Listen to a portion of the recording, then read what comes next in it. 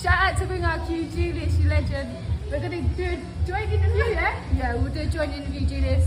Thanks for the support. You're a legend. From your girls, Raven and Ellie. Welcome to the motherfucking relay. We're covering today's top boxing news. Ow! Okay, and now it's time for our weekend picks. We're going to start it off with the Matchroom show. Sandy Ryan is going to be taking on former two-division champion of Argentina, Ana E. Sanchez, who shared the ring with anyone from Maiva Hamadouche to Katie Taylor to Jessica McCaskill to Chantel Cameron. She's a tough nut to crack, but she has been stopped before. In the last 2 years or so, close to 3, she hasn't been very active. She's going to be opposite the ring, the very statuesque and physically imposing Sandy Ryan, who proved in her last fight that she's more than just a big puncher. You know, I went with Sandy to win the rematch with Erica Farias, but I completely misread the fight. I expected Sandy to take a more physical, rough and tumble approach, throw punches in bunches as opposed to looking for a single punch to do the job. She resorted to using her height and using her legs, her mobility, to box her way to a decision. I almost forgot watching Sandy as a professional that she comes from a very good amateur background. I think she learned a valuable lesson from that first Erica Farias fight going into the second one. You're not going to be able to mow all of these girls down, and I think she's going to be a little bit more fluid with that style opposite the ring, Ana E. Sanchez. That happy medium, that creamy center between being the boxer and being the puncher. And I think she is going to hurt Ana E. Sanchez, who's noticeably smaller than Sandy Ryan. She is. Likely slower as well. It's going to be hard for Ana E. Sanchez to get within striking distance of Sandy Ryan, I think. Sandy, who I expect to beat those feet and stay mobile, stay on the move the way she did in her last fight with Erica Farias while setting up Ana E. Sanchez. For a while, she was just plowing through girls, barreling forward and running them over. It took that Farias fight, that first one, that loss. It took that to remind her that she's got 2 good legs under her and a lot of size that she can use to her advantage, both offensively and defensively. And I think she's going to set up Ana E. Sanchez for some shots, some real big shots that are going to do a lot of damage. Conservatively, you could go with Sandy Ryan to win on points. But this is a 10-rounder, you understand. Ana E. Sanchez hasn't been all that active the last 2 years, even if she did squeeze in one fight in the last 12 months. Who she fought was a far cry from who she's going to be fighting. And I think 10 rounds opposite the ring, Sandy Ryan, I think that's going to be a lot for Ana E. Sanchez. So I am going with Sandy Ryan to win, but not just win. I'm going with Sandy Ryan to knock out Ana E. Sanchez. The same applies to Fabio Wardley, who's going to be opposite the ring, Nathan Gorman. Seen 1 or 2 of Fabio Wardley's fights, 1 or 2 of Nathan Gorman's. Nathan's a defensively responsible fighter, uses shell guard, likes to roll punches off the shoulder. Fabio, he's economic as well. He's a bit of a sharpshooter. He picks his spots, but when he lands big. And I think he's going to land big on Nathan Gorman. I think he's going to take him out. When it comes to the main event of that same card, Dillian Whyte's ring return on the heels of his knockout loss to Tyson Fury opposite the ring, unbeaten American up-and-comer Jermaine Franklin. I really like that Dillian Whyte is returning to action in the same calendar year, that he didn't take the rest of the year off having lost to Tyson Fury. He wants to get right back in there. He wants to get right back to business. That shows he's got his head in a good place. The right place, and he has since enlisted the aid of veteran trainer and former fighter, former champion Buddy McGirt, who I have a high opinion of. Dillian and Jermaine. Dillian's a little bigger, a little taller, a little longer, a little older, but a lot more proven at world level, a lot more experienced. This could be Jermaine Franklin's coming out party, or just another unbeaten fighter that Dillian Whyte plows through en route back to the top, the upper echelon of the heavyweight division. This is supposed to serve as a rebound fight for Dillian Whyte. I do have mixed feelings. I feel like this is a mixed bag because this is going to be Dillian's first fight with Buddy McGirt in his corner. Mixed in the sense that I don't know what a Buddy McGirt version of Dillian Whyte is going to look like. Is he going to look the same? Is he going to look better or worse? We know that since adding Buddy McGirt to his corner, former super middleweight champion Callum Smith is all but a wrecking machine, now campaigning as a light heavyweight. He's stopping these guys, and he's stopping them big time. Could Buddy McGirt's tutelage have the same effect on Dillian Whyte? Dillian, who's going to be opposite the ring, Jermaine Franklin. I actually caught Jermaine Franklin's fight with Ryder way back when in 2019. And there was a sharpness to Jermaine Franklin. He did seem to have a bit of speed. He was very active that year. He fought 3 times. A far cry from the Jermaine Franklin that stands before us here today. Here today, the man has only fought once in the last 3 years. Earlier this year, in May, he took on veteran journeyman Rodney Moore, who's got losses in the double digits. I want to say that offensively, if you look at the tape on Jermaine Franklin, there does seem to be something there. I like the speed of his punches, I like his combinations, but it seems like when he's coming forward and stepping in on guys, he does get touched up. And these are journeyman level guys. For the most part, pedestrian level competition. Dillian Whyte, by all accounts, will be the biggest puncher that he's ever fought. If he gets hit square, the way he's gotten hit square in the past by lesser fighters than Dillian Whyte, I don't know if he'll take the shots as well. Jermaine Franklin's best punch seems to be his jab for me. I like the jab, I like the double jab. He's very good with that. Uses it in a very conventional manner as a key to get within striking distance of his opponents. It's after that things more or less fall apart. It's after that he's open for other shots, open for other punches. You might have noticed in the Ryder Booker fight, he was getting touched up between the shots, between the combinations. Perhaps if Ryder were a bigger puncher. Hey, just remember, Dillian Whyte, for all his flaws, that guy can punch. He floored Derek Chisora. Floored Lucas Brown and Joseph Parker. Dillian, he's got a good left hook. He's got a good jab of his own, too. Saw that in the Oscar Rivas fight. Really curious about this one. How is Dillian gonna look with Buddy McGirt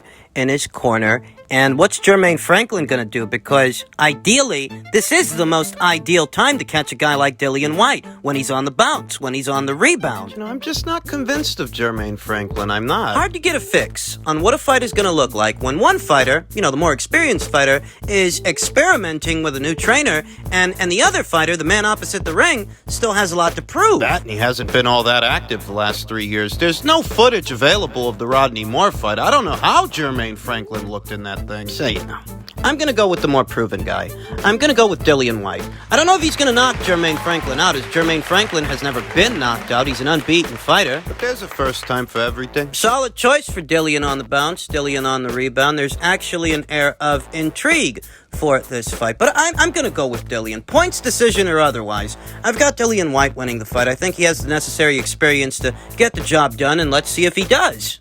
And of course, there is the Queensberry promotion show happening simultaneously as the Matchroom show. They're both going head-to-head. Dillian Whyte versus Jermaine Franklin against Zach Parker versus John Ryder. A lot of UK action tomorrow. This is just a refresher. I've already made my thoughts on this card crystal clear. I'm going with Zach Parker. Zach Parker, who's noticeably taller than John Ryder. Punch for punch, I think he's stronger than John. He's also got a very nice body attack. Some years younger than John. Less wear and tear. I mean, that's what he's got working for him. Along with being the house fighter, lest we forget, this is Frank Warren's boy. Short of a knockout, I don't think John Ryder, a Matchroom fighter, can win a decision on a Queensberry Promotions show. He'd have to be pretty fucking dominant in order to do that. And these both being mid-range to inside punchers, action fighters. There's a lot of room for this to get very chippy. In fact, I don't actually think it goes the distance. I feel like Zach Parker is going to stop John Ryder, who has been stopped before, some years ago, by Nick Blackwell. Except for the TKO loss at the hands of Nick Blackwell some years ago, one of 5 losses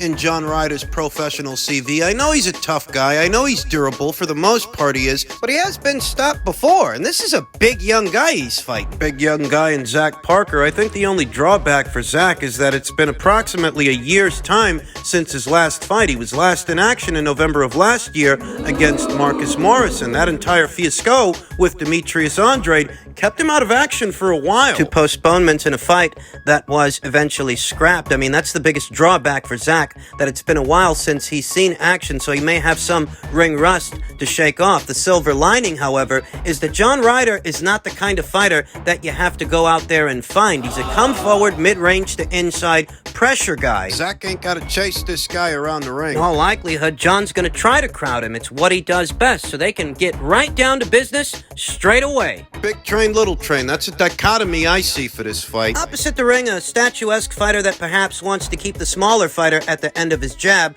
John might have more success, similar to what we saw in the Callum Smith fight. But the fact that Zach Parker is a mid-range to inside guy, just like John, that they more or less have the same sweet spot. That Zach Parker is a pretty decent body puncher. That his best punches seem to be his bent arm punches, his hooks, mid-range to inside. John Ryder, he's got to step into the kill box just to do anything, and he may come under heavy fire in trying to do so. So I do have Zach Parker. I'm just not convinced that John Ryder... I'm not convinced he can take this one out of the judge's hands. I'm not convinced he can win a decision on a Frank Warren Queensberry promotion show. But I am convinced that Zach Parker packs enough firepower that he can outmuscle the little guy. This ain't gonna be a fight of finesse, I don't think. Zach Parker, by way of knockout or technical knockout, is the pick.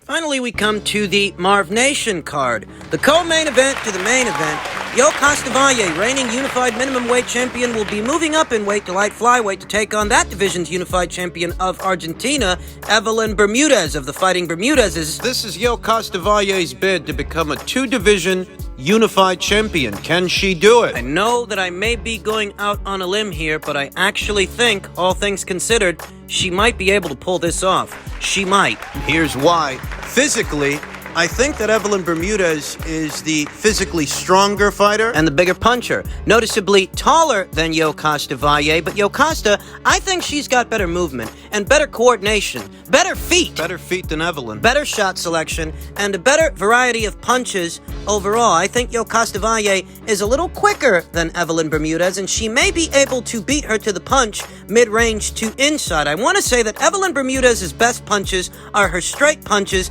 and her looping shots from the outside coming in. She'll shoot that jab right hand to close the gap, but things kind of fall apart after that. Mid-range to inside, the work gets kind of messy, kind of chippy. Whereas Yokosta Valle, mid-range to inside, shows good shot selection, a good variety of punches, head punches, body punches, nice sequences. She may, in fact, have the edge there in the pocket. Though Evelyn Bermudez, being a characteristic pressure fighter, the kind of fighter that does want to crowd you and does want to overwhelm you with volume, Yokosta Valle is going to have to beat those feet. Cut angles and make herself a moving target, an elusive one. She's been showing a lot of improvement fight by fight, showing a lot of improvement since enlisting the aid of Coach G. Stylistically, I think Yokosta Valle might have the right style for the job. She's a boxer-puncher, that balanced fighter that shows both good offense and good defense, whereas Evelyn's a bit more straightforward. She's a pressure fighter. She applies pressure.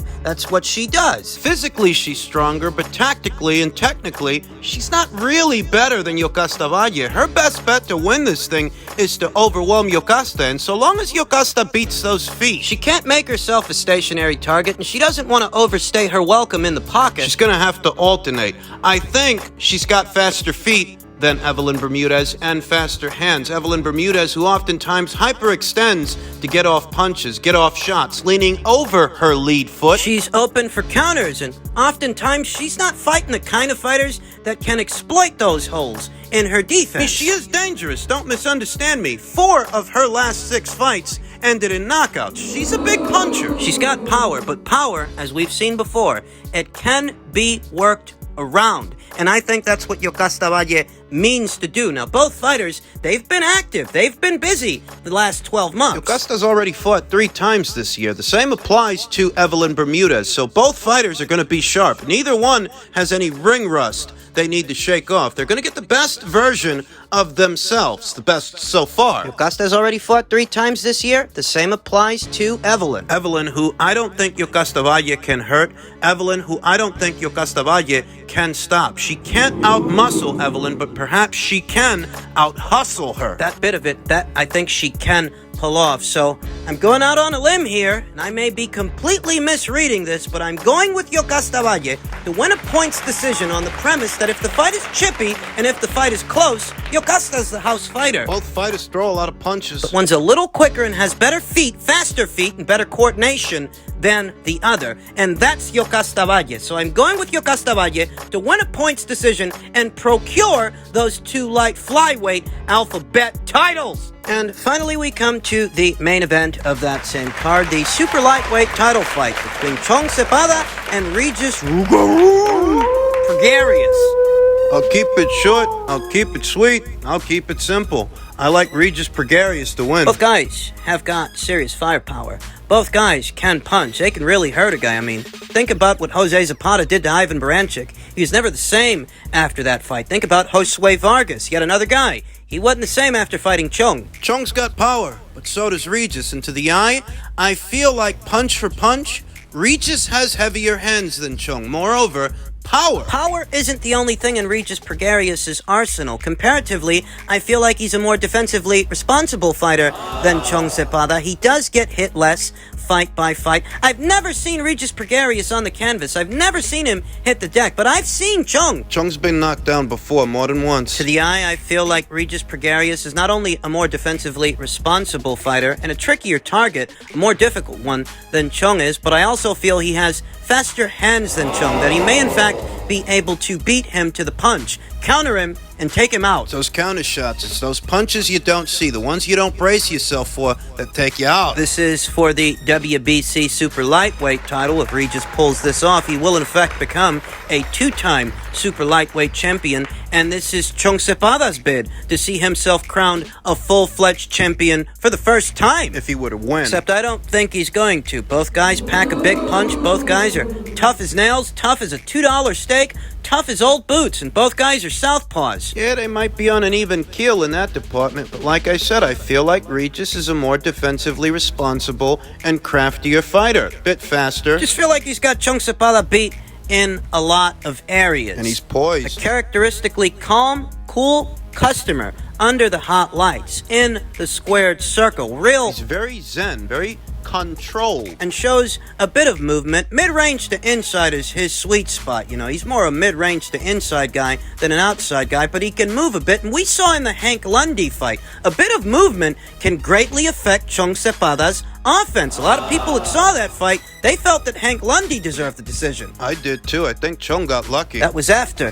the Ivan Baranchyk fight. That fight of the year candidate, that war. I still don't know what Chon Zepeda has left after that. He didn't look like the same guy from one fight to the other. He didn't look like the same guy opposite Hank Lundy after the Ivan Baranchyk fight, the Josue Vargas fight. That fight only lasted one round. Jose Zepeda ended the fight before it got to turn into one, before we could fully evaluate whether or not he'd left something behind in that Ivan Baranchyk fight. That's all well and good for Jose that he was able to get that guy out of there quick, get that guy out of there fast, but it did leave... It left unanswered questions. Regis, more or less, has stayed in character, beating the guys he's supposed to be able to beat and doing it in such a way where there's a clear difference between them. So I like Regis Prograis to win the fight. I like Regis Prograis to end it by way of knockout or technical knockout. I don't think this one goes the distance. I think Jose is a more prolific puncher than Regis, but Regis is a better counter puncher